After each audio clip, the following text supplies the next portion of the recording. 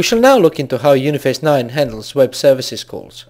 For this demonstration, we'll use one of Amazon.com web services. Amazon provides some of the most complex web services around, and you will see how, by using the power and simplicity of Uniface, we can easily consume these external web services and make use of them within your Uniface application.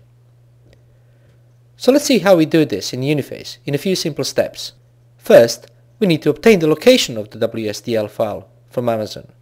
As you can see from this list, Amazon provides a large number of web services, but we'll select the most complex web service they provide.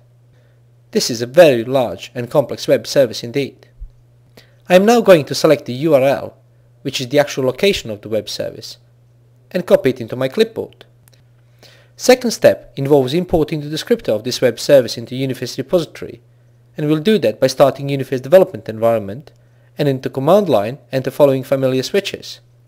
/STI, which is used to import interface definitions to integrate callout to various types of middleware. /MWR, used to specify the type of middleware used for callout. In this case, WS, which stands for web service, followed by the location of the WSDL file. So we'll just paste the path from the clipboard and close the quotes. IDF transcript window will now provide us with the results of this action. As you can see, Web Services Descriptor has been successfully imported into Uniface repository, together with all relevant operations and parameters. We'll now start the Uniface development environment, where we can verify the last action by opening a signature editor. And here's the signature for our Amazon Web Service we just imported. As we can see, Uniface has defined default implementation of this web service as SOAP. By looking into details, we can also see that Uniface has imported all operations and their relevant parameters. We shall select item search operation for this demonstration. This operation will allow us to pass keyword searches to Amazon and get appropriate results back, which we can use inside our Uniface application. Now that we have a signature, we need to compile it, and then we can simply make a call to this component by using activate statement as you would call any other Uniface component. So let's see how this thing works. Here we've got a simple Uniface client server component started in Uniface test mode.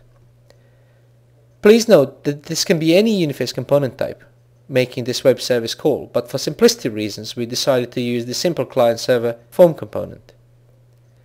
What you can see here is Uniface form component with 3 simple steps to manage web service call and load results into Uniface component structure. At this point, please note that all of these steps could have been performed as a single step.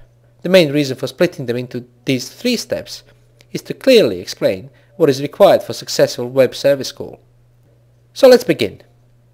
Top section of the screen has search fields similar to Amazon.com website. Here we select the category inside which we want our search to take place. We'll select books in this case. And the keyword used for our search. We'll use something appropriate for this demonstration such as web services. When we send our search parameters to Amazon, it is expected that these come as an XML stream in a specific Amazon required format. Step 1 involves creating this stream by using built-in XML parser that comes with Uniface 9. Now we can see what we'll be sending to Amazon as our search profile. If you look closer, you can see that we have packed our keyword together with response group parameter, which basically means that Amazon will return a limited data set of 10 records only,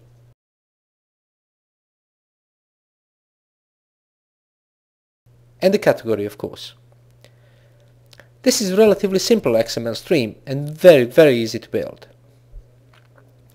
Once we have search parameters packed as required, we can now pass this to Amazon Web Service and receive search results.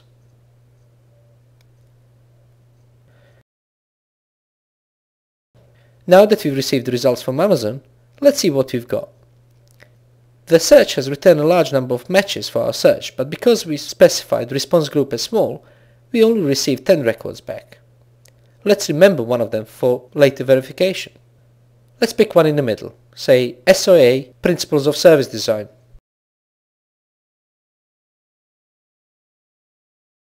By Thomas Earl. The results are back from Amazon now, and we can load them into Uniface component structure for further manipulation. As you can see, we have only selected to load selected attributes as we see relevant for our demonstration. To prove the validity of the information, we can now test, say, fifth result, SOA Principles of Service Design, by starting our internet browser with an appropriate URL.